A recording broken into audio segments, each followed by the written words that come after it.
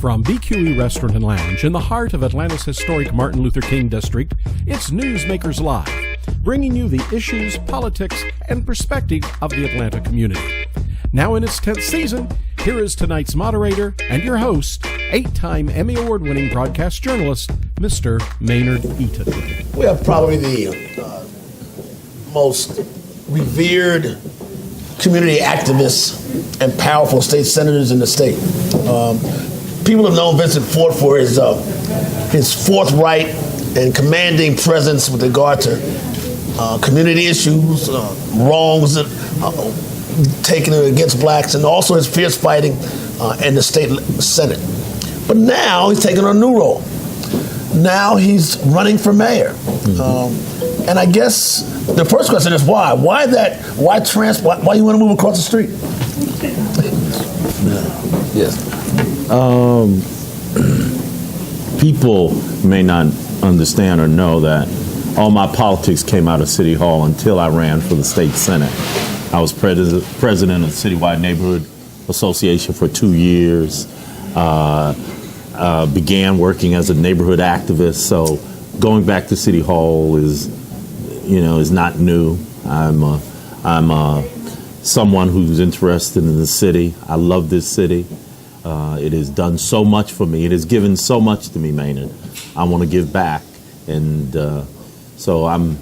But you've been known as almost something of a bulldog with regard to righting wrongs and telling city officials what they're doing wrong, and you've not necessarily been the best friend of some of the mayors because of your issues, your concerns.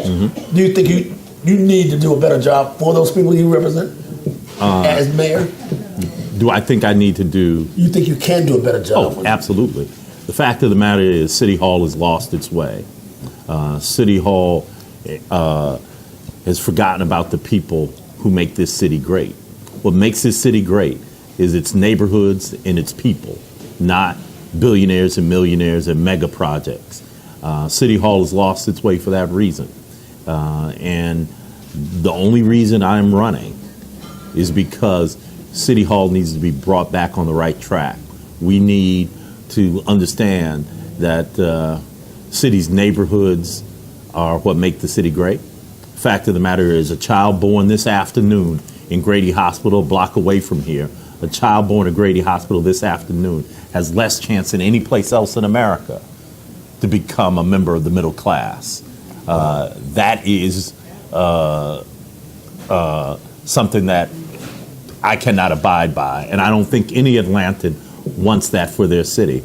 Is that because of gentrification, a growing parasite of gentrification? Well, or is it because black officials don't care anymore? The increasing divide between the haves and the have-somes and the have-nots is because of gentrification.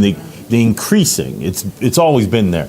That income immobility is what I call it. Has always been there here in Atlanta, but it's been aggravated recently by gentrification displacement, and it's a leadership issue. If you are wealthy, if you're a stadium owner, right, you've done great in this city in the last 8 years. But there are neighborhoods which are being neglected, black and white. But many of the neighborhoods in Southwest Atlanta have long been neglected. The time for a change has come. It's our time now, and that's why I'm running. Are the votes there for that, though, Senator? I mean, do those folks get out and vote? Is that going to be part of your issue, to turn out to vote? Well, middle-class people vote, working people vote, and that's who I'm speaking to. I've been elected 11 times. Wow. Have not lost an election in the 20 years that I've served in the state Senate. I know how to count votes. I know where to get votes. So if you ask me on November 7th, will I be able to get enough votes to be in the runoff? Absolutely. Absolutely. Will I get enough votes to win 4 weeks later in the runoff? Absolutely. I'm not in this to play around. I'm in this to win. There are a lot of, what someone said tonight, there are a lot of pretty boys in this race, and you're going to give them a bloody nose. Is that the way you look at this as a fight against a long list of others in the race? Well, one of the things is that I'm not worrying about blooding anyone's nose. But you're a pretty tough customer. What I'm concerned about is issues. People are not, people are not concerned about personalities. That's one thing politicians forget about. Politicians get mad. Politicians get angry at, other people, at other politicians. The fact of the matter is the people out in these neighborhoods that need help don't want personality. They don't want somebody getting mad all the time. What they want is somebody who cares about them. And, City Hall has too often thought about, people at City Hall have too often, and it's been confirmed in the last couple of weeks by the Obama U.S. attorney, when indictments have been come down, is proof positive that City Hall has lost its way.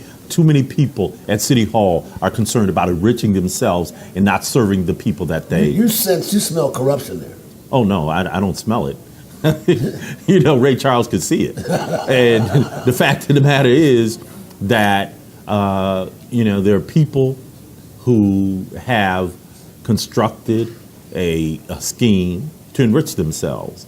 When you have neighborhoods where unemployment is raging, when you have neighborhoods that are in decline, that is an affront to this city, the city that we all love.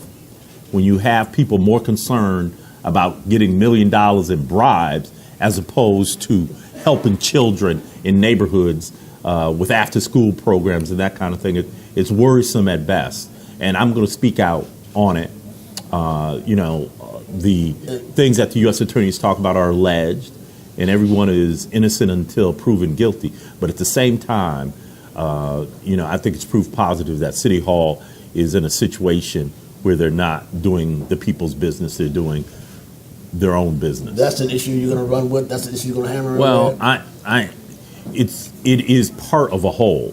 The reason there are three things that I'm most concerned about: making sure our neighborhoods get the attention that they deserve. That's why I kicked off my campaign at Westgate Shopping Plaza.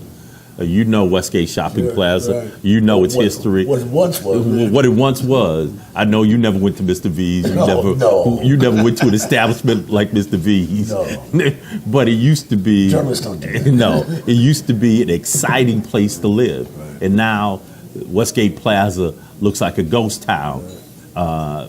And it's just symbolic of the decline in neighborhoods and the neglect of neighborhoods, particularly in Southwest Atlanta. And along Camden Road. Along Camden Road. Which was once a thriving, almost like a Southwest Auburn Avenue, right? 39 years ago when I came to Atlanta, it was a place to be.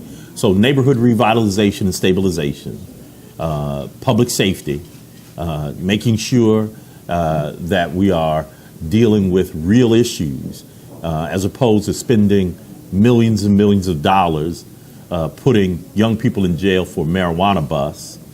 I am proposing decriminalization of marijuana in this city. One of your pet issues for a while. Yeah, well, it is an issue that's very important because it is the gateway to young people, particularly African Americans, into the criminal justice system. I think we do a lot better in dealing with the issue that City Hall nor the business community really wants to talk about. And that's the issue of gangs in this city. When you see what is happening on Cascade, when you see what's happening on Hamilton, the sliders, people attacking people at gas stations, beating up women, that is not happenstance. The fact of the matter is the gangs are sending in young people to do their business because those young people are less likely to go to jail. Unless we get on top of that issue and understand that it is related to the homicide rate. Homicides are up 49% over the last 8 years. Since 2013, there have been 113 murders, when in 2013, there were 84. That's a 33% increase in 3 years. We have a city hall that doesn't want to talk about it. They want to talk about, I'm next in line. Right. Or they want to talk about, I'm a friend of somebody at City Hall. That's why you should vote for me. You should only vote for the person that has a message and a history of dealing with problems that in real people's lives. We haven't had that for a long time at City Hall. it's time for it now. And can you get that, as mayor, can you get that done? Or does it, or that's the leader can get things. The mayor directs what happens, you think? In terms of cleaning up the gang problem. Yeah, well, halting gentrification. You know, where I come from, you can't solve a problem until you recognize you have a problem. So in terms of gangs, in terms of gentrification, displacement, we're talking about specific programmatic things that can be done. We're going to be rolling those out over the next 8 months, well, 9 months now. We're going to be rolling out those programs on how to stabilize and revitalize our neighborhoods, how to deal with the gang problem with real community policing, you know, as opposed to saying we have community policing because we send out the sergeant to a community meeting. That's not community policing. There are specific things, and if you look at the President Obama's 21st Century Policing report, you'll see some of those things. And the third thing, education. We've got to establish, and I know there are going to be people say, oh, Fort just talking, he doesn't have anything to do with education. But the fact of the matter is, it's all hands on deck when it comes to our children. You know, community policing, K through 12, as opposed to privatizing and charterizing our schools, and then 2-year free tuition to a 2-year school for any child that graduates from a Atlanta public school system. Where do you see? I told you I was going to come with a lot of issues. You sure did, man. We're policy nerds and we love it. Well, you're good at that too. What are some of your fellow senators and colleagues in the State House saying about your bid for mayor? Are they teasing you a little bit, or saying, "Glad you're going over there, leave us alone"? No, let me tell you this. I told my friends in the Senate. And you have a major voice in the Senate. I'm going to work every day, every hour, every minute, every second until I leave. I'm the number 2 person in the Senate Democratic Caucus, and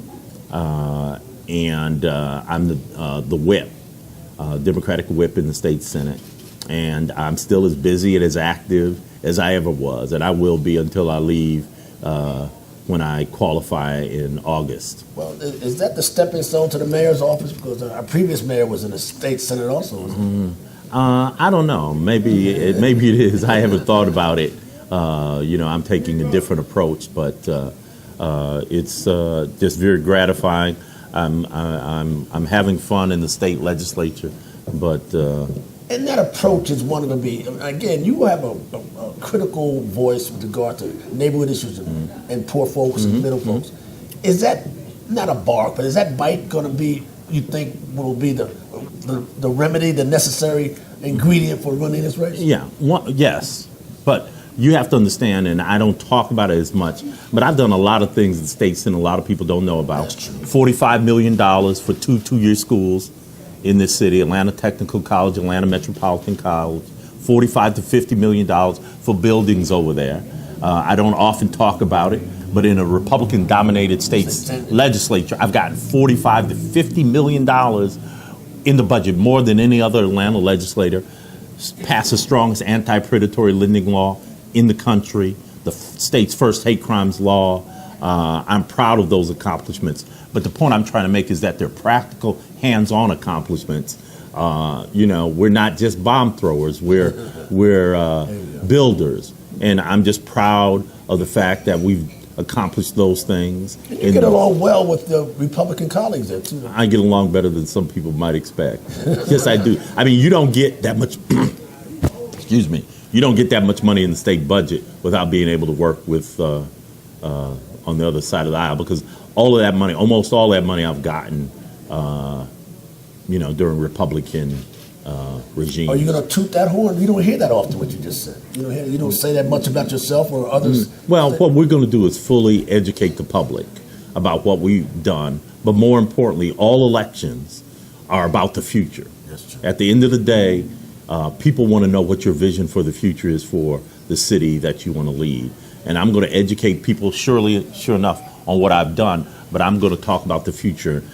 This city is a great place. It is a wonderful city, and we have a responsibility to give back, and I'm going to do that. As I recall correctly, at your campaign kickoff, Governor Roy Barnes talked about you as being a visionary leader, somebody for the future. That said a lot about him being there, first of all, in your behest, but and the mixed crowd that was there. Yeah. I don't know if Roy was not at the kickoff, but he did a event for me afterwards. But yeah, I work very closely with Governor Barnes on the predatory lending law and on other issues, education issues, hate crimes issue. We work very, very closely together. He's a unique individual, and I'm glad to have his support along with David Scott, Senator David Scott, Bernie Sanders has endorsed me, and we appreciate Will he that. be here, you think, on your best? Bernie Sanders? Senator Sanders, stay tuned. Stay tuned. I can't tell you everything. Talk a bit about this city, how you seen it change, and where are we now? There are those who think Atlanta, we have a mixed bag of opinions about where our city is now. Could you talk, how do you see it? Well, it's a city where if you're in that 5% strata, you're doing very well. This is a great city, and just recently, the accomplishments of City Hall have been discussed in the last week about how this city is growing, and it is growing. It is flourishing for some. The question is, can we make it a city that works for everybody? Can we make it a city where you don't have to be wealthy, you can be middle class and work every day and enjoy the bounty of this city? It's getting tough to afford to live here, man. Oh yeah, every day I hear young people and others tell me how difficult it is to find a place to stay here in Atlanta. And that's not the city that I want. I think Atlanta's better than that. It should be a city where you have a strong, robust middle class. Can a black mayor win again? Yes. Yes. You've heard the naysayers say our time is over. You've heard that. Well, let me tell you this. You can have an African-American mayor. You can have a mayor who believes in everybody being included in the mainstream of the city, black or white. That person who speaks for neighborhoods, that person who speaks for regular folk, that's the person who's most likely to become mayor. The time that one can depend on getting votes, as I said, because I'm next in line, or I went to that school or this school, or that I'm a friend of the mayor's, that time is over. People are going to demand people who have looked out for them. I've been involved in a lot of issues, as I told you, predatory lending, hate crimes, Grady Hospital. Those are issues of a lifetime. And you've been doing that for a while. You're not a Johnny-come-lately to this. No, I've been doing this stuff for long before I got elected. I've been in the state Senate 20 years, been chair of committees and all that. 20 years? Yes, sir. I was first elected in 1996. Yeah, I was an underdog then, wasn't I? They sure were. Yeah. Couldn't win. Right. Had no chance. And you've been there ever since. Every day. You said, and I'm going to end on this note, you said the key to this race for you is message, money, and mobilization. Could you explain that for us? Yeah, all campaigns are about money, message, and mobilization. But the most important one of those is message. This past November 8th, 2016, the issue that won was message. Having a message that spoke to what people needed, what people wanted for themselves and their families. Message is absolutely critical. You have to have money. You have to be able to mobilize people, but you've got to have a message that resonates in people's minds and in their hearts. The person who has the best message and can be competitive in mobilizing and can be competitive in money is going to win the mayor's race this November in 2017. Financial deadline coming up is tomorrow, isn't it? Tomorrow. You got a lot of money in the bank, man? I am. Because money is important, man. Oh, absolutely. You can have the best message, but if you can't get it out, you have a problem. But I am supremely confident in my ability to raise the money to run a competitive race. I've always been confident in that, and the numbers that come out tomorrow will indicate that.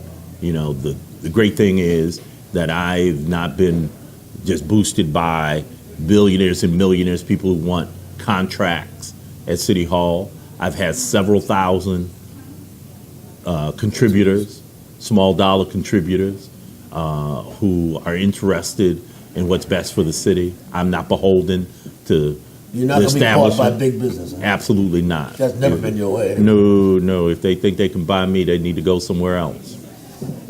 State Senator, thank you so much, Senator. Maynard, no, thank you. Thank You, Maynard, because you care about the one thing about you, whether I agree with you or disagree with you, you care about this I city. do. I love Atlanta. And it comes through in everything that you do. Every word you write speaks to that, the great love you have for the city. And I appreciate you so much, man, for keeping the faith. Thank you. Senator Vincent All right. Fort, perhaps Thank our next mayor of Atlanta. All right. Thank the senator for coming out. Thank you, Jim. I've always been you, man. an admirer of his positions, his willingness to speak to the power brokers of this town in a way that they are not generally happy about. Again, I'd like to thank him for coming out again. Ladies and gentlemen, this has been Newsmakers.